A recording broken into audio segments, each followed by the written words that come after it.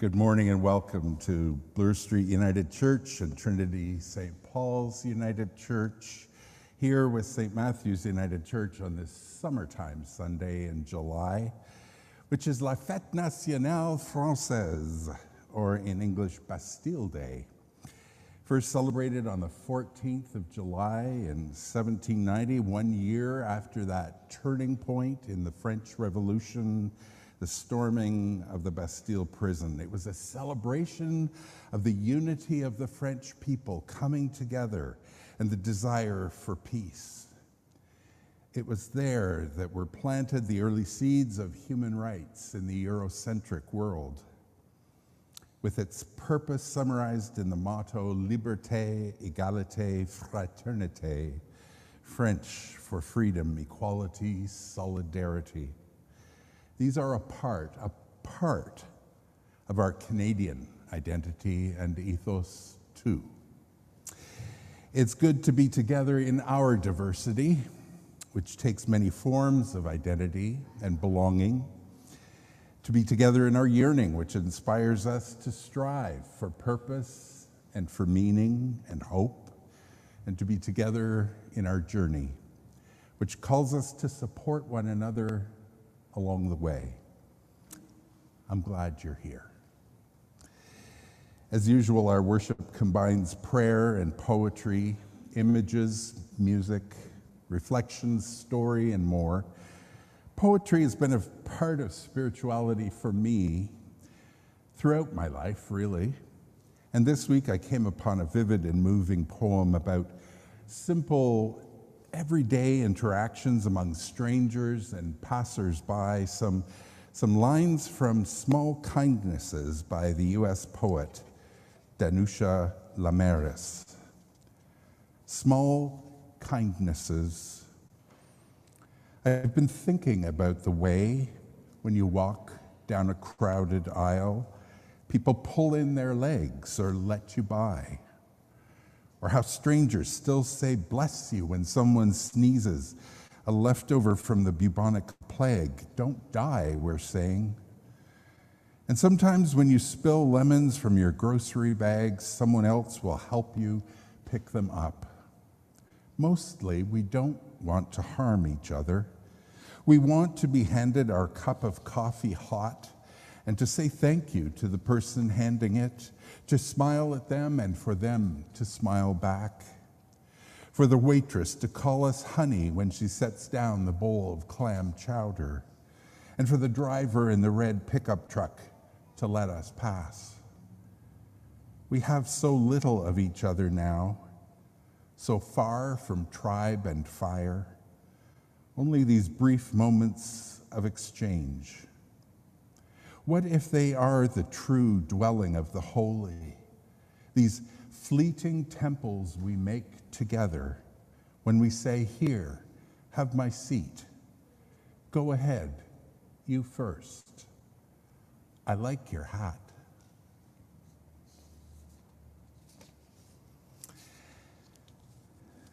We're particularly glad to welcome today our musicians, Wayne and Sarah, and soon I will welcome a little more formally as well Alia Almansi, a friend of Bloor Street United Church who has returned to do some work with us for a little while, and she will have a part to play shortly, and I'll say more then. But as we gather to worship, let us pause to remember that for thousands of years, First Nations peoples have walked on this land called Turtle Island. We do this acknowledgement because their relationship with the land is at the center of their lives and spirituality.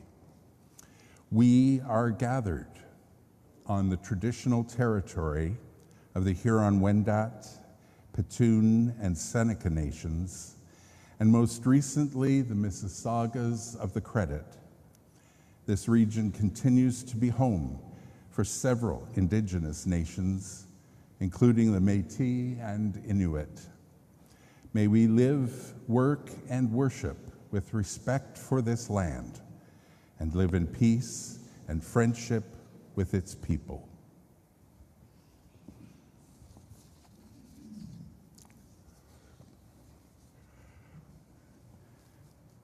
in what can be at times a disconcerting world, and in the vastness of the cosmos, we affirm that we are not alone. And as we begin worship, we light this candle as a reminder of that, a symbol of the presence of Jesus and of God's Spirit here with us, among us, nurturing, embracing, and granting us peace.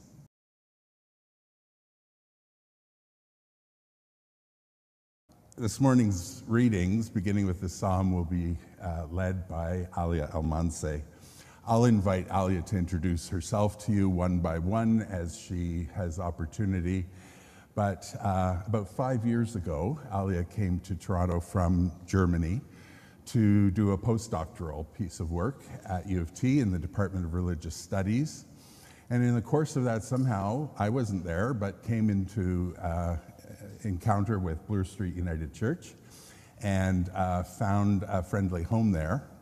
And then went back just before COVID and resumed work towards ordination in the Evangelische Kirche Deutschland. Which will happen very soon now. But before taking up a parish and ministry, she wanted to come back because over Zoom we had kept in touch. And you heard the Zoom host. Alia has been a Zoom host for us from Frankfurt on many occasions. And so she's here now for 6 months of a kind of internship work term. We're exploring what it can be. And I'm looking forward to working with her. And I look forward to all of the conversations that you will have with her. She's a really interesting and capable woman to have here with us from Germany in ministry together.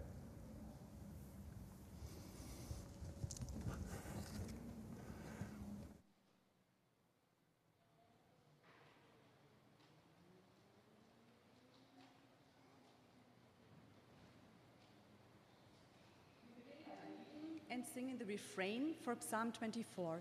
You find the psalm in Voices United 751. 751. Celebrating that the earth is God's and all that is in it.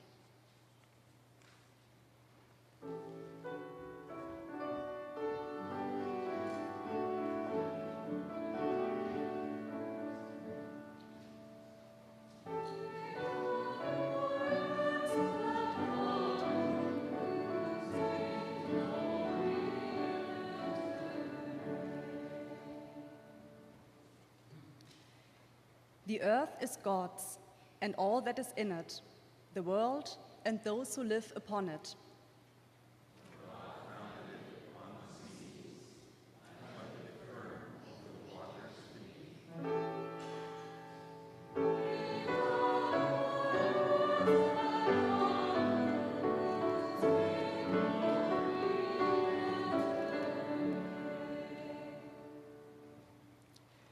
Who may ascend the mountain of God?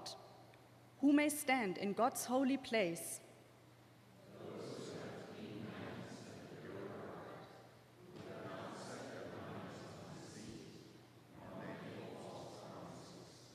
They shall receive God's blessing, righteousness from the God who will save them.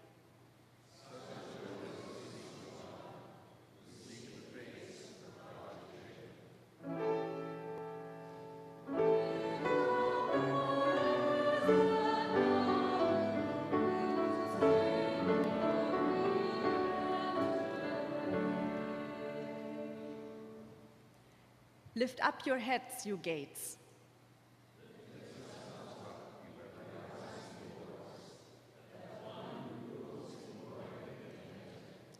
Who rules in glory?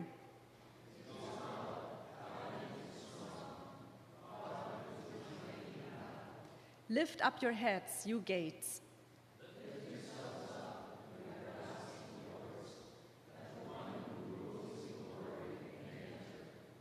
Who rules in glory?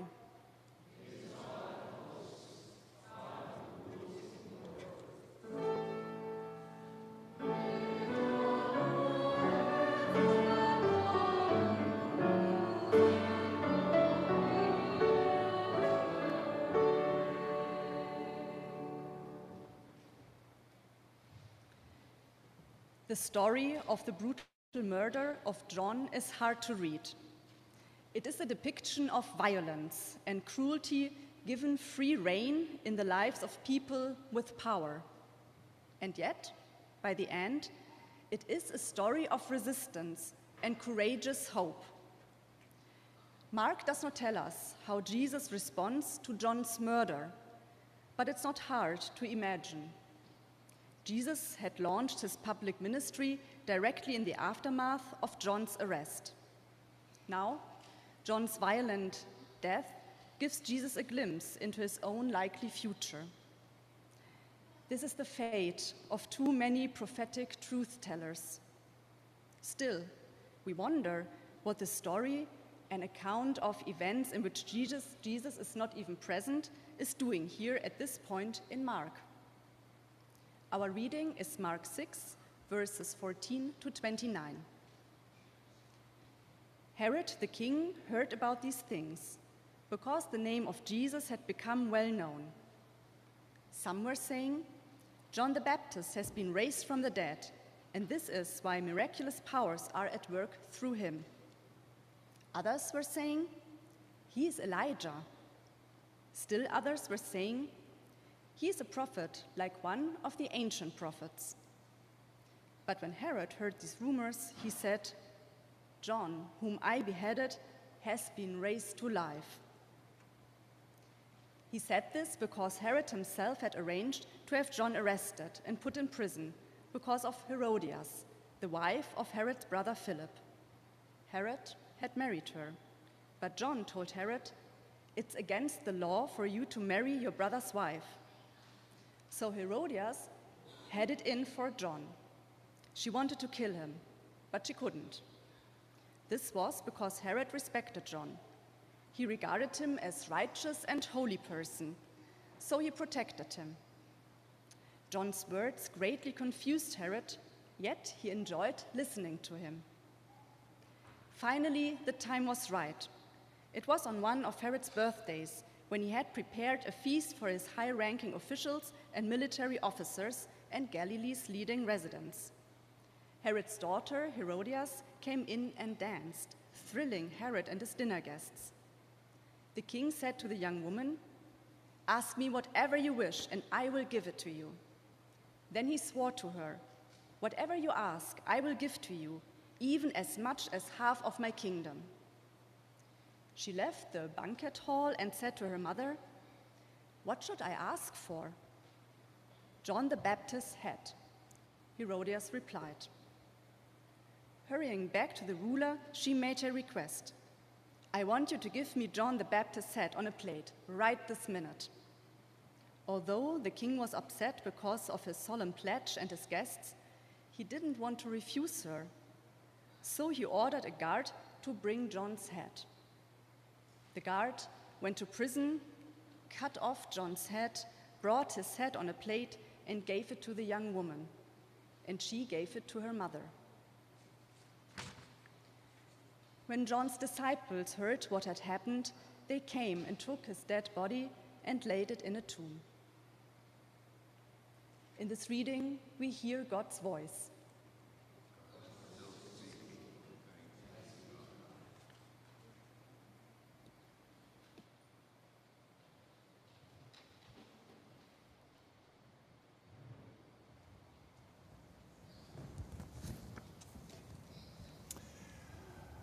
I have a few thoughts about that story, which I will share. Yeah. And then we'll have a bit of an interactive dialogue and see where your thoughts went with the story and with what I have to say. I think the best theology is found in some of the most improbable places. For example, one of the best books of theology that I have read is published by Harvard Business Review Press. It's titled Leadership on the Line, Staying Alive Through the Dangers of Change by Ron Heifetz and Marty Linsky. The publisher's pitch for the book starts, the dangerous work of leading change. Somebody has to do it. Will you put yourself on the line? To lead is to live dangerously. It's romantic and exciting to think of leadership as all inspiration, decisive action, and rich rewards, but leading requires taking risks. It requires putting yourself on the line, disrupting the status quo, and surfacing hidden questions. And when people resist and push back, those who choose to lead plunge in, take the risks, and sometimes get burned. But it doesn't have to be that way. Theology? Yes.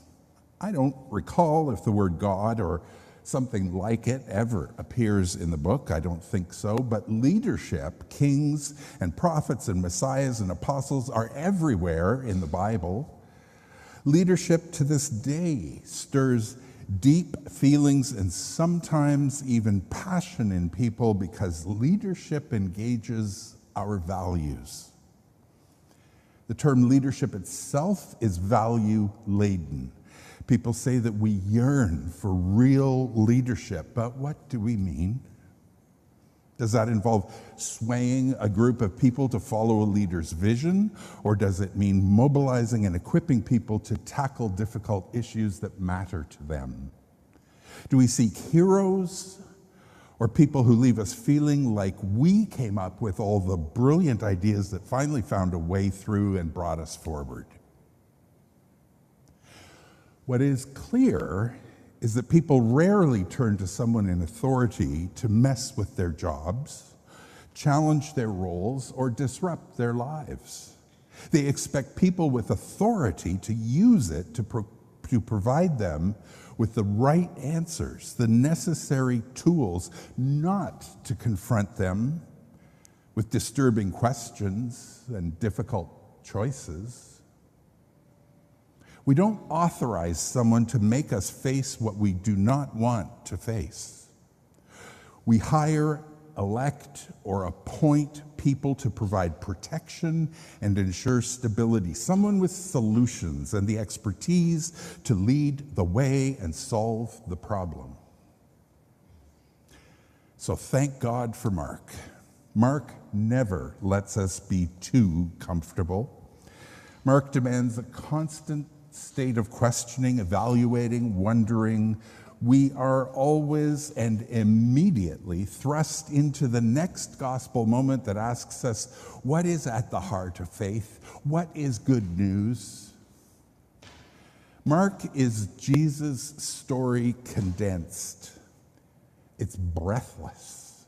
There's no time for extraneous information, no extra details. So we notice when Mark dedicates 15 verses to the story of John's execution, the only part of Mark where Jesus is absent. So what's going on? Well, Jesus' ministry, like John's, will have a significant impact on how we engage in the political in life. Not politics, but rather how we see the common good, make decisions, set priorities, and wield authority among ourselves, in organizations, on office teams, among neighbors. When what we bring to that involvement runs counter to deeply rooted interests, there will be pushback. Those who advocate an alternative to the status quo can expect that those who benefit from the status quo will hit back.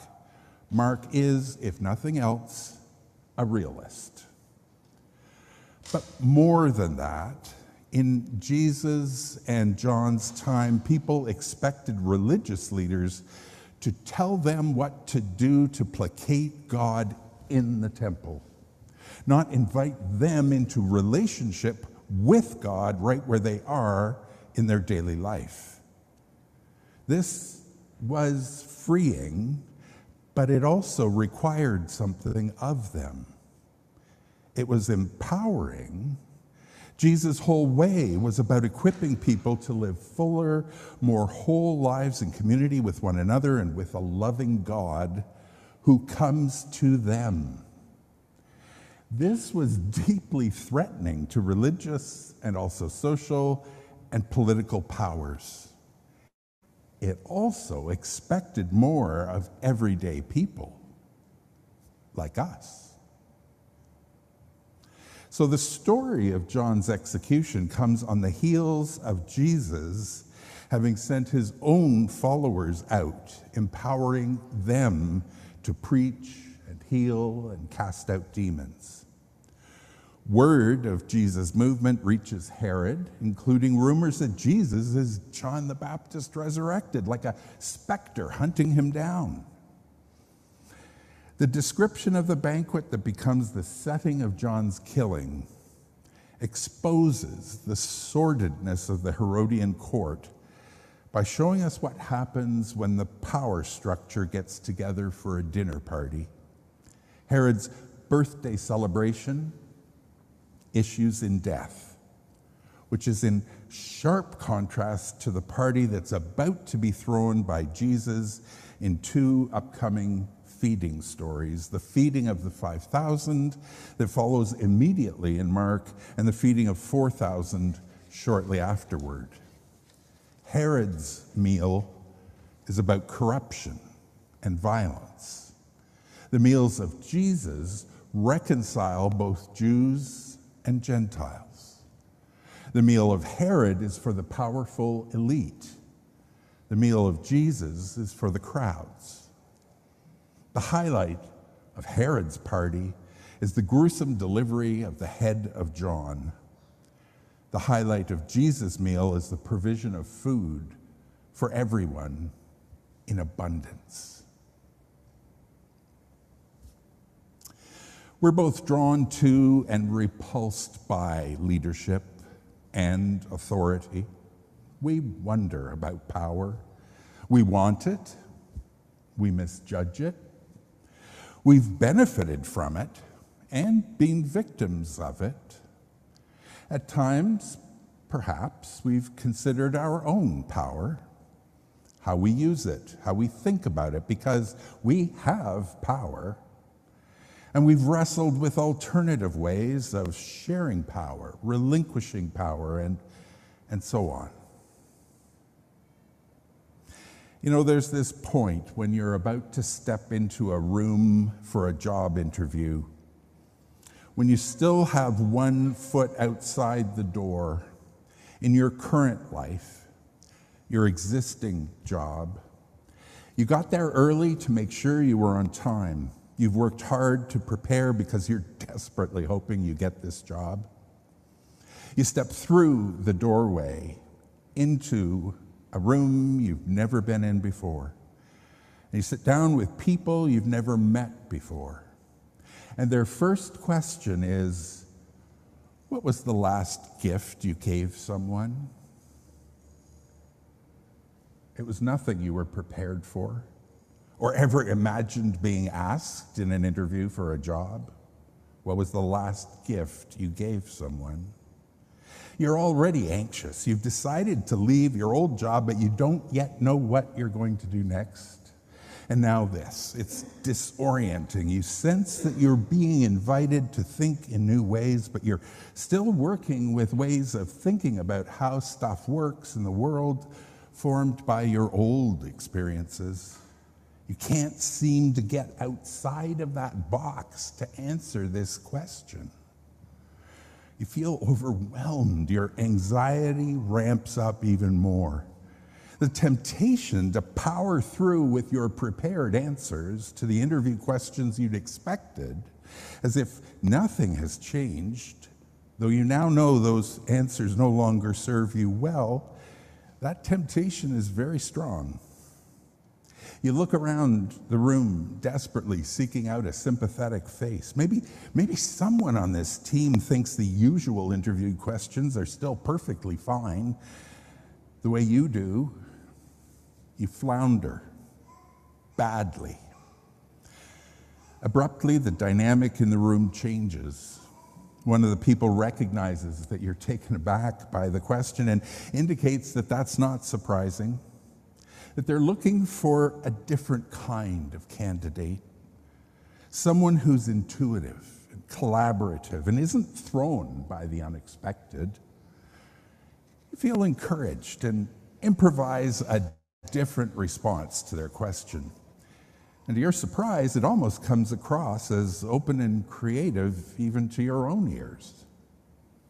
The interview becomes more of a conversation. And 2 hours into the 45-minute interview, there's almost a familiarity as everyone's ideas are interacting and flowing. Something like collective wisdom is emerging. And what has become clear is that the reason for this is rooted in a few core values that you discover you hold in common. There's a tangible sense of mutual excitement and discovery. You've crossed fully into that room now. You figured this out. You got the job. It's something God's Spirit does in encounters with people again and again in the Bible. A group of men working their nets, and Jesus says, "Follow me." Abraham and Sarah are old, and some people traveling through tell them they're going to have a baby.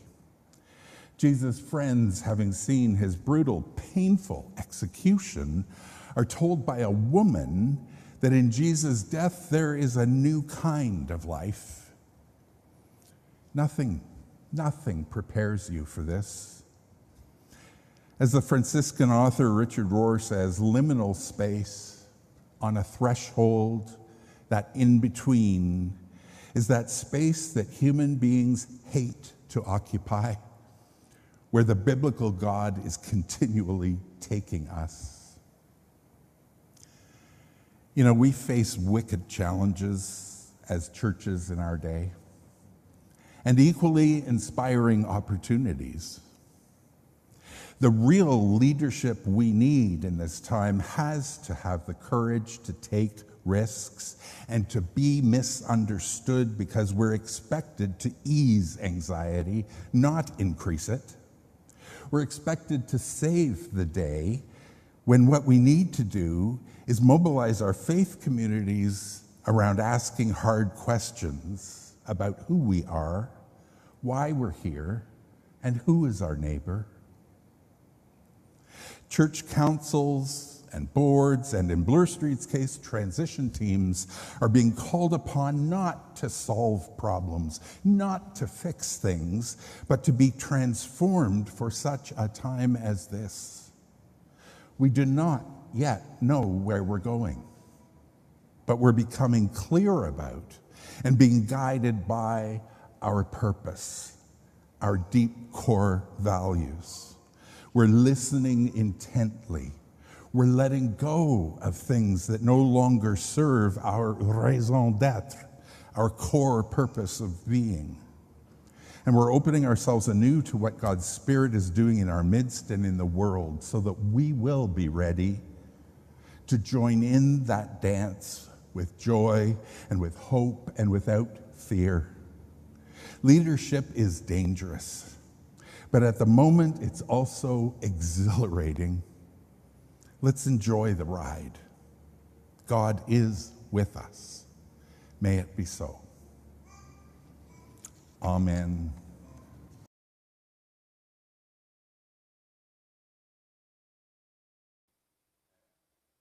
Answers, so that you will live deep within your heart. May God bless you with anger at injustice, so that you will work for justice, for equity and peace. May God bless you with tears to shed for those who suffer from pain, rejection, starvation, and war, so that you will reach out your hand to comfort them and together change pain to joy. And may God bless you with the foolishness to think that you can make a difference in the world, so that you will do the things which others tell you cannot be done. Go in peace. Amen.